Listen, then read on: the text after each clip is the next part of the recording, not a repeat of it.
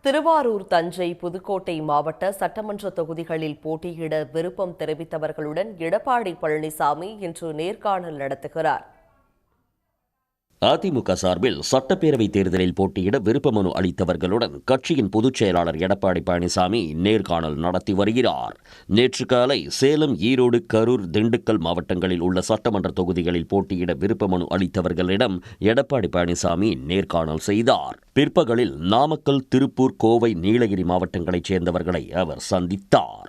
அப்போது விருப்ப மனு வழங்கிய நிர்வாகிகளை தனித்தனியாக அழைத்து வெற்றி வாய்ப்பு, தொகுதி நிலவரம் குறித்து ஆலோசிக்காமல் பொதுவான ஆலோசனைகளை மொத்தமாக அமர வைத்து வழங்கியதால் விருப்ப மனு வழங்கியவர்கள் ஏமாற்றத்துடன் திரும்பிச் சென்றனர். இன்று காலை மதுரை, சிவகங்கை, ராமநாதபுரம், தேனி, விருதுநகர், கன்னியாகுமரி மற்றும் திருவாரூர், தஞ்சை, புதுக்கோட்டை மாவட்டங்களில் உள்ள தொகுதிகளில் போட்டியிட விருப்பம் தெரிவித்தவர்களுடன் எடப்பாடி பழனிசாமி நேர்காணல் நடத்துகிறார். உடனுக்குடன் செய்திகளை தெரிந்து கொள்ள சன் நியூஸ் பெல் ஐகானை கிளிக் பண்ணுங்க.